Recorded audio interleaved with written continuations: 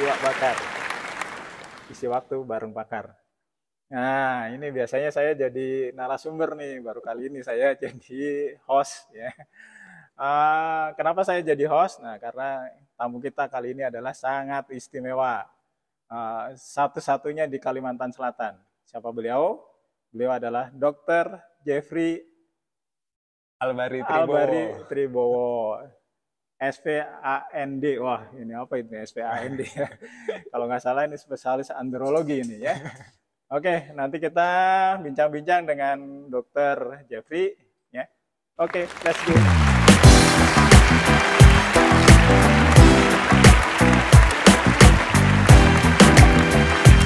Assalamualaikum, Dr. Jeffrey. Waalaikumsalam Dokter Ardik. Seneng nih ketemu Dokter Ardik lagi nih. Iya, udah lama kita nggak ketemu. Iya dok. Tahu-tahu sudah lulus. Iya dok, perasaan baru kemarin koas dok. Iya itu makanya. Ya ini pemirsa, beliau ini adalah alumni dari FKWLM. Nah, tentunya pernah stase di bagian bedah ya, di bagian kita. Ya nggak apa-apa sih sebagai murid dan guru ya, tapi sekarang nggak lah. Masih guru sampai sekarang dokter. Meskipun saya gurunya, beliaunya ini udah lebih ahli loh dibanding saya gitu. Karena ada ilmu yang khusus yang dipelajari oleh beliau. Oke, mungkin yang ingin saya tanyakan tentang apa sih itu spesialis andrologi? Mungkin bisa dijelaskan ke pemirsa. Iya dok, terima kasih dokter Ardik. Jadi andrologi itu kan pada dasarnya ada dua kata ya, andro dan logi. Logi itu ilmu, andro itu laki-laki. Jadi secara mudahnya ilmu yang mempelajari tentang laki-laki, spesifiknya itu reproduksi pria. Oh, reproduksinya. Kirain tentang apanya gitu. Keluasan nanti dari ujung kepala ke ujung kaki. Tentang sampingan laki-laki. Sampingan, waduh. Bukan itu ya? Bukan dong. Jadi spesifiknya reproduksi pria ya. Jadi andrologi itu ada beberapa cabang ilmunya ya. Salah satunya ada bidang tumbuh kembang anak. Nah ini sering berkaitan juga nih dengan teman-teman bedah, kan sering ada jenis kelamin ambigu pada anak gitu ya. Nah itu kita biasanya mengecek di mana hormonnya, gennya. Itu setelah lahir atau waktu masih di kandungan? Setelah lahir. Jadi setelah lahir kok ini kok kelaminnya nggak jelas, kayak penis tapi kok juga bukan, tapi kayak klitoris. Nah itu masuk jenis kelamin ambigu, biasanya kita evaluasi. Terus yang cabang ilmu lain lagi itu ada gangguan kesuburan pria. Nah jadi pria-pria yang mungkin udah menikah kok belum punya anak. Nah itu. Tapi kalau misalnya bodinya laki-laki nih, tapi tingkah lakunya nggak kayak laki-laki, itu masuk nggak? Nah ya itu salah satunya tuh. Oh iya. Ada gangguan, satu kan ada yang masalah seks, ada gender, itu luas tuh. Nanti ada orientasi seksual lagi, dok. Itu juga masuk di masalah kelainan seksual. Nah, kelainan seksual ini yang cukup luas dok di bidang andrologi itu. Iya. Oke. Kalau pelayanan di klinisnya, kira-kira jenis pasiennya itu biasanya seperti apa aja sih? Iya, kalau paling banyak ya saya udah dari bulan Juli dok, Juli 2022 di Banjarmasin ini. Paling banyak saya nemuin tuh kasus-kasus itu yang orang-orang gangguan ereksi atau bahasa awamnya bilang impoten. Impoten. Terus kasus-kasus seperti ejakulasi dini sama juga gangguan kesuburan. Jadi spermanya mengalami gangguan. Itu yang paling sering saya temuin sih selama praktik di sini. Itu ya para penggemar Iwak Bakar, terutama yang bapak-bapak ya. Kalau nanti ada gangguan seperti yang disebutkan tadi, silahkan datang ya. Atau mak-maknya atau ibu-ibunya nih, kalau punya pasangan atau punya suami lah, jangan pasangan ya. Punya suami kok kayaknya kurang tegap gitu berdirinya, kurang tegak sehingga mengganggu ya. Silahkan nanti datang ke Dr. Jeffrey. Buat adik-adik mahasiswa mungkin akan bertanya-tanya, center pendidikannya di mana aja itu? Jadi andrologi sampai sekarang di Indonesia cuma ada di satu center aja dok. Luar biasa. Yaitu adanya di Fakultas Kedokteran Universitas Airlangga. Oh di Surabaya ya. Jadi udah dari tahun udah lama banget tuh ada di sana dan sampai sekarang memang hanya di sana tempat proses pendidikannya. Ya semoga kedepannya bisa ada beberapa tempat, kalau bisa di Banjarmasin juga ya dok ya. Oh iya. Harus banyak dulu staffnya. Iya harus banyak dulu tapi staff ya. Karena kalau nggak banyak staffnya susah itu. Iya betul. Kan di Jawa kalau jumlah spesialisnya itu seluruh, kalau di Kalimantan gimana tuh? Kalau pertama seluruh Indonesia mungkin kayaknya nggak sampai 100 dok. Karena kemarin waktu pandemi ada beberapa yang meninggal ya senior. Jadi kayaknya nggak sampai 100. Kalau di Kalimantan sendiri itu total sama saya ada 3. Oh, Jadi baru ada 3 di ya. Pontianak 1 sama Samarinda 1. Gitu. Pontianak itu Kalimantan Barat, Heeh. Samarinda Kalimantan Timur. Iya. Wah. Jadi para penggemar iwak bakar ya, kalau yang di daerah Kalimantan Selatan ya, atau di Kalimantan Tengah, nah silakan. Berarti satu-satunya cara harus datang ke Banjarmasin. Betul. Nah, sudah berapa lama nih di Banjarmasin? Saya di Banjarmasin bulan Juli kayaknya. Juli udah balik ke sini. Saya selesai pendidikan itu Februari, Dok. Februari. Ya. Ngurus-ngurus segala macam, santai-santai bentar, liburan. Baru Juli udah mulai praktek lagi di Banjarmasin gitu, Dok. 2022. Oh gitu. Juli sampai sekarang baru 6 bulan ya? Iya, sekitar 6 bulan, Dok. Waduh, ini grace banget nih ilmunya nih. Oke. Buat adik-adik nanti mahasiswa nih terutama yang memang berminat ya, itu kira-kira susah nggak sih kalau andrologi itu? Kalau bedah itu biasanya sudah terbayang. Cuma ini spesialis kan bidang ilmu yang baru kayaknya ya. Itu susah nggak waktu sekolahnya? Kalau untuk masalah keilmuannya tergantung kembali ke minat masing-masing ya, Dok ya. Kalau kita benar-benar senang kan pasti enjoy menjalanin apapun ya. Kayak PPDS bedah di sini kan katanya bahagia banget menjalani ilmu bedahnya di sini ya, Dok ya. Karena mereka enjoy ya. Jadi sebenarnya kalau masalah kesulitan ya relatif aja ya, Dok ya. Karena memang saya tertarik di bidang reproduksi pria ini dan ternyata kasus-kasusnya juga apa ya, cukup unik-unik, Dok. Karena masalah seksual tuh nggak cuma tentang kurang hormon, kurang apa, tapi aspeknya luas, Dok. Ada masalah psikisnya juga ya. Jadi itu yang membuat saya tertarik untuk mendalami bidang ini dan ternyata seru-seru aja sih untuk bisa belajar gitu, Dok. Kalau kurikulumnya berapa semester tuh? Kurikulumnya 7 semester, Dok. 7 semester. Iya. Oh iya. Oke. Makanya lumayan ya. Lumayan agak cepet sih dibanding yang lain. Iya, Dok. Kalau bedah kan 4 semester. Iya, betul, lebih lama. Tapi kemarin tepat waktu ya? Tepat waktu, Dok. 7 semester saya selesai 3 tahun 2 bulan. Wah, alhamdulillah. Luar biasa ini. Ini ahlinya yang memang mendalami ilmunya tepat waktu, cepat. Ya, pasti luar biasa itu selama pendidikannya ya. Makanya buat adik-adik atau yang masih residen nih harus rajin-rajin nih kayak beliau nih. Karena tapi ngomong-ngomong katanya waktu jadi residen itu masih sempet ya bikin lagu katanya.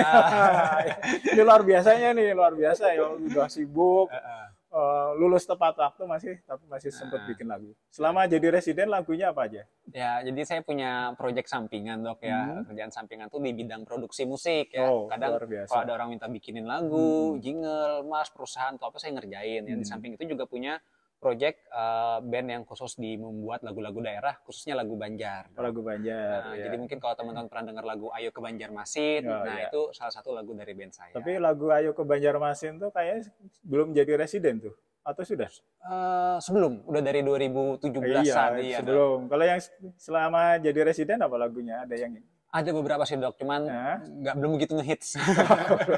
Iya, yang ngehits gitu nanti yang supaya ngehit, para penggemar iwak bakar tuh bisa lihat di YouTube ya, sudah ada tuh beberapa yang diupload di YouTube. Terus di mana lagi selain di YouTube? Udah ada semua di Spotify, iTunes, bisa search aja Jeff Banjar, JEF Banjar. Nah, cuma lagunya emang lagu Banjar nih. Iya, betul. Makanya para penggemar iwak bakar yang di Kalimantan Selatan atau Kalimantan Tengah yang memang berbahasa Banjar, nah silakan untuk dinikmati lagunya. Tapi memang agak pendek-pendek ya memang? Atau ada yang cukup panjang gitu lagunya? Kalau lagu saya nggak suka yang terlalu panjang, Dok. Oh, iya. Itu biasa apa ya, kalau tahun 80-90-an mungkin lagunya panjang-panjang ya, ya bisa 5 menit. Ya, 4-5 menit. Ya. Kalau sekarang tuh saya lihat orang-orang mudah ke distract, mudah apa ya, banyak penghalaunya, jadi nggak mudah fokus. Jadi udah saya ngikutin pasar sekarang kayaknya lebih pendek deh, 2 menit 3 menit ya. Gitu, Dok. Kalau tema lagunya apa biasanya yang dibuat selain Mars tadi ya? Kalau untuk yang lagu Banjar banyak angkat tentang tema kebudayaan apa yang ada di Banjar nih, Dok. Sebagai contoh waktu itu pernah ngelihat ada tentang bekantan yang sakit parah, saya bikin lagu tentang bekantan. Terus ngeliat Banjarmasin bagus nih sekarang kotanya, tapi kok belum ada yang mendokumentasikan dalam bentuk lagu, saya bikin lagu Ayo ke Banjarmasin. Terus ada tentang, saya baca berita rumah Banjar, rumah adat Banjar dihancurkan. Saya bikin lagunya Rumah Bubungan Tinggi. Jadi selalu apa sih yang lagi ngehits di Banjar ini gitu. Ada satu tuh yang bagus tuh. Ya, apa dong? Itu himne FKULM. Oh iya. Himne FKULM itu luar biasa. Mars FKULM, iya. Mars atau himne? Mars. Oh, Mars ya. Agak bedanya agak cepet ya. Iya, lebih semangat kalau Mars. Semangat ya. Kalau kita IKB atau di bedah belum. Kira-kira bisa nggak kalau bikinin Siap, yang Dok. Nanti dokter Ardik yang nyanyi ya, Dok ya. Oh, saya bukan penyanyi, bukan saya penyanyi, Dok. penggemar aja. Oke. Ngomong-ngomong tentang sistem reproduksi laki-laki tadi kembali ya. Itu yang apa aja sih yang selain fertilitas atau karena psikis gitu ya? Kalau diurut dari ujung sampai ujung itu apa aja? Biar pemirsa di sana itu bisa memahami apa aja sih dari urusan laki-laki ini yang diurusi oleh andrologi. Jadi sebenarnya bidang andrologi itu cukup luas ya. Salah satu mungkin yang masih belum begitu berkembang banyak itu Dok kontrasepsi pria. Oh, Ya, KB pria. Cuman memang KB pria masih kurang begitu populer ya, karena memang belum ada yang efektif banget gitu loh kayak yang ini yang wanita. vasektomi atau bukan, yang hormonal? Yang hormonal ada, yang tablet, cuman belum begitu populer. Kan? Masih pengembangan semua. Jadi dikebiri dengan kimia gitu. Iya, semacam itu ya Dok ya. Dengan hormon ya. Iya, cuman masih belum digunakan dengan luas ya bidang kontrasepsi pria. Terus juga ada aging Dok. Nah, ini menarik, anti-aging tuh biar tua gimana caranya laki-laki itu tetap umur biologisnya awet muda meskipun umur kronologisnya udah tua. Ini dia. Ini yang harus disampaikan. Iya, betul. Kira-kira bisa menjelaskan nggak yang anti aging untuk kayak orang saya gini kira-kira bisa kelihatan 17 tahun gitu. Bisa nggak kira-kira? Iya, memang kalau sel Dok kan kita harus ngelihat ya Dok ya, evaluasi dari bagaimana sel kita, tingkat radikal bebas antioksidannya segala macam ya.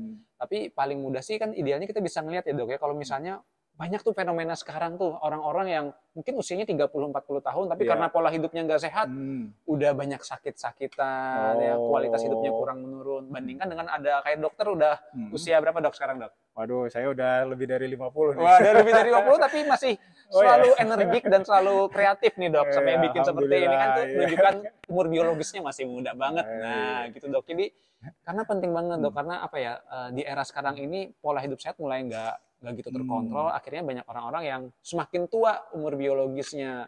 Makanya kalau gangguan kesuburan kan sperma itu salah satu indikator kesehatan tubuh.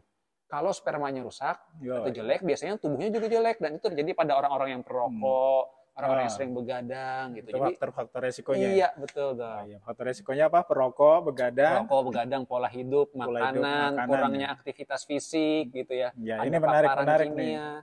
Ini biasanya yang jadi pertanyaan tuh, yang sering ditanyakan tuh kira-kira makanan apa aja yang merusak dan makanan apa aja yang bisa mendukung kesuburan.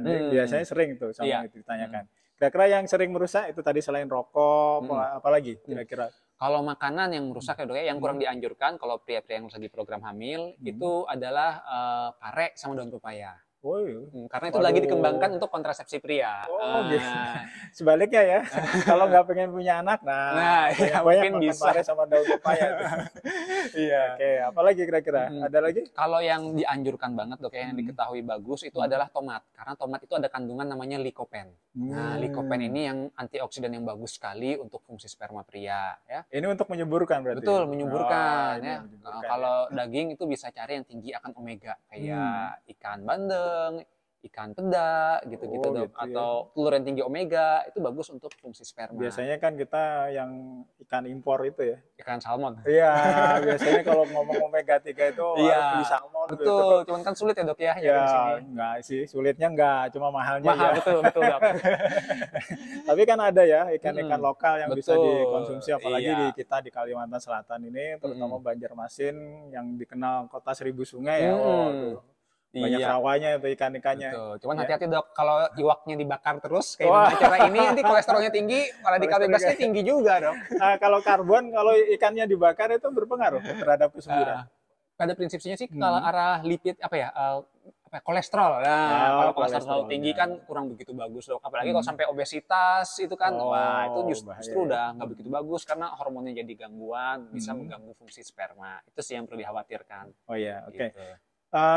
Tadi kan udah ya yang makanan-makanan yang merusak atau mengganggu. Nah, sekarang kira-kira makanan-makanan yang dianjurkan. Ini misalnya pasangan atau suami istri sudah 5 tahun, 8 tahun, susah punya anak nih. Nah, kira-kira makanan apa aja yang harus dikonsumsi selain tomat tadi? Iya. tomat, terus kalau buah lain lagi itu ada alpukat. Alpukat. Kalau daging-daging disarankan itu pokoknya yang segar, jangan yang udah berpengawet segala macam. Berarti iwak karing ada boleh lah. Iya. Pemirsa yang pengen punya anak jangan makan iwak karing lah. Iwak yang Sesekali nggak apa-apa, Dok. Oh ya sekali. Iya. Padahal itu yang enak. Iya, enak banget itu, Dok. Jadi intinya semakin tinggi omega 3 dari ikan laut itu yang bagus ikan banget laut sih. ya. Nah, sama yang paling penting sih, Dok, kalau misalnya udah ada pasangan yang nikah kok belum hamil-hamil setahun 2 tahun, paling